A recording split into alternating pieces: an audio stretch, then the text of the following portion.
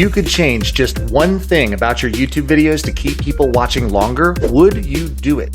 What if I told you that you could boost views, boost subscribers? It's something anyone can do, and it doesn't require you to spend hundreds or even thousands of dollars. I'm not about to tell you to just outsource your editing, although that does really help. And I'm not going to tell you to just buy equipment that costs an arm and a leg.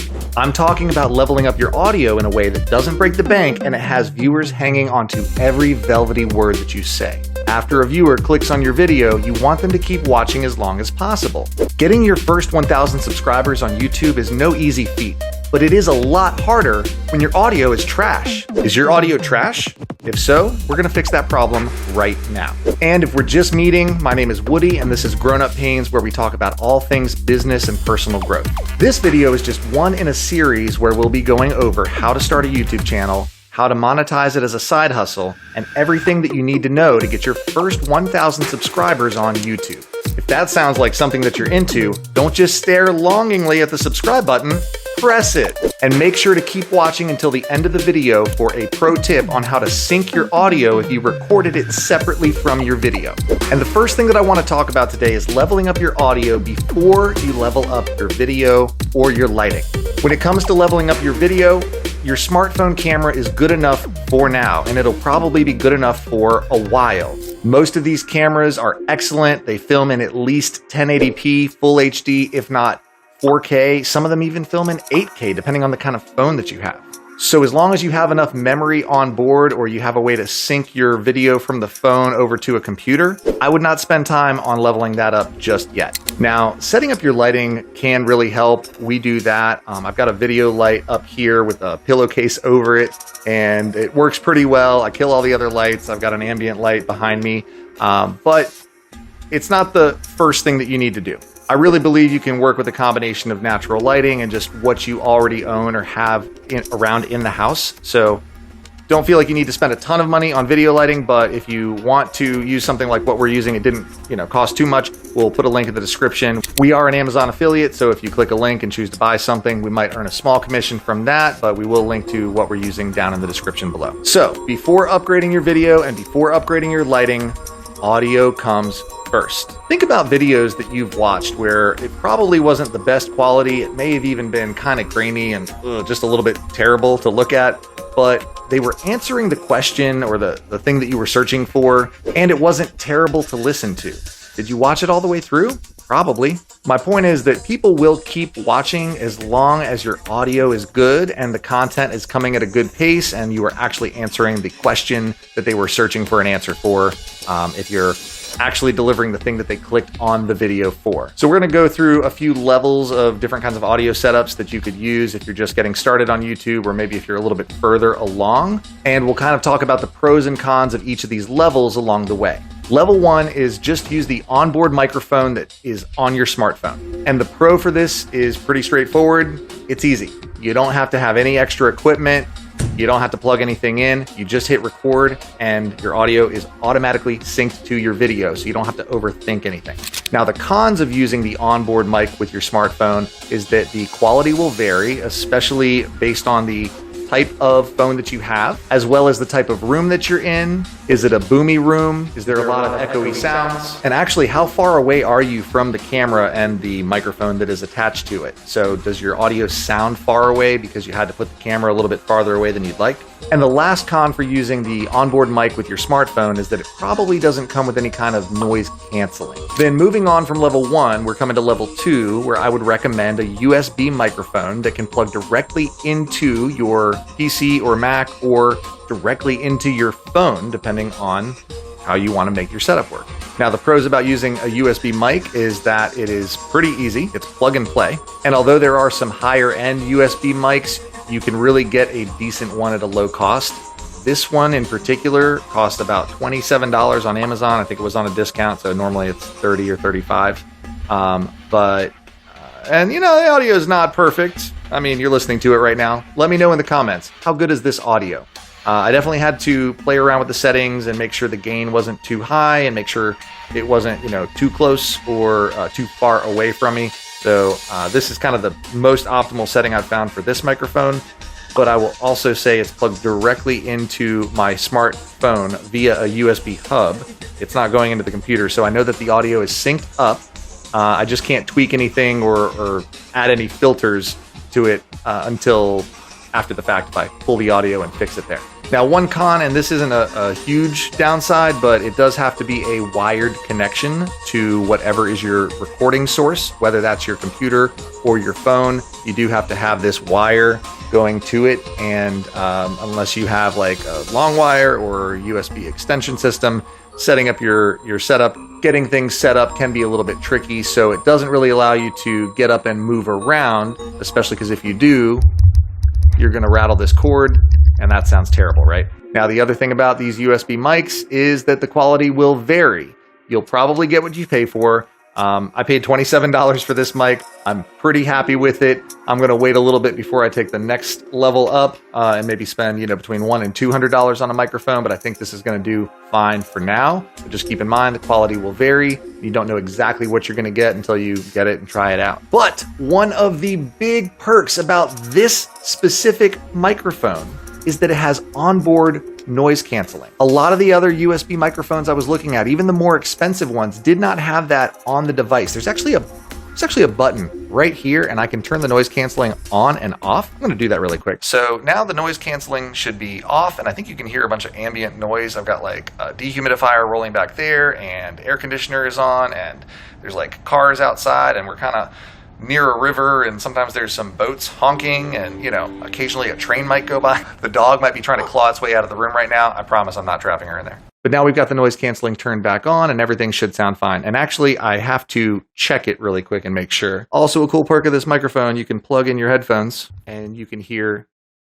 what it sounds like. So it sounds like noise canceling is back on. This was noise canceling off, and this was noise canceling back on. So now that I know that it sounds good, I'm going to unplug these. I will say one downside of this mic, it's very easy to bump the gain knob. So you don't want to do that and not realize what you've done. I might stick some bright, colorful thing to exactly where I want to leave it for future videos so that A, I know where to put it, and B, I know if I bumped it. So again, this is the DGM20 by Maono, which if you're wondering how to spell that, there you go.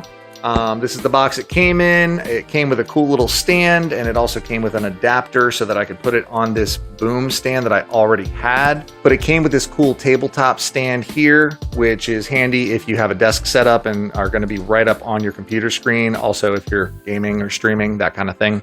But we're talking about YouTube, and a boom arm is pretty useful for YouTube. So we will link this microphone down in the description as well. It is the one I'm recommending if you don't want to break the bank, but you want that onboard noise canceling. I saw microphones that cost a lot more that did not come with the noise canceling feature, and I have just found this to be so handy.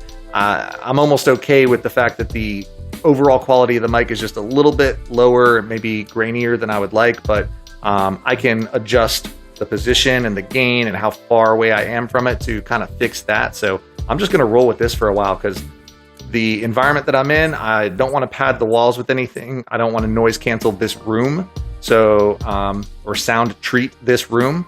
So I'm going to roll with the $27 microphone that has noise canceling built in. So level 1 was the onboard microphone with your smartphone. Level 2 is going to be a USB microphone that is plug and play and has some extra features. Moving on to level 3, we're going to talk about a separate audio recording device. So the idea here is that you would actually record the audio completely separately from your video, and you would add the two together later in post.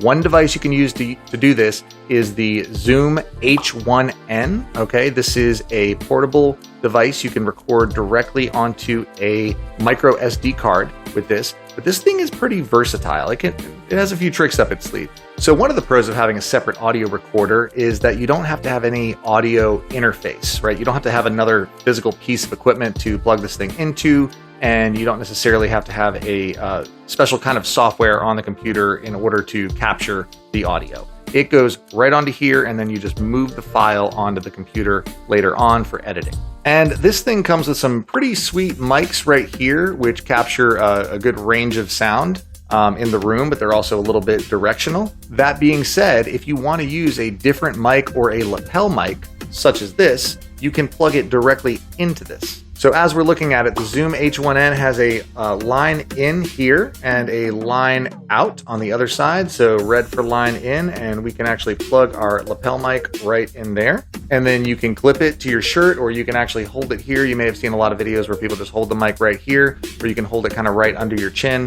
The audio you're hearing is not coming from this. It's still coming from this right now. So if you want to see what this sounds like, I'd pull up another video, but this is pretty good because you can just put this thing in your pocket and you can either clip or hold your lapel mic here, and you can walk around, which is great if you're doing something like a selfie stick or you have another video crew following you around with a different camera.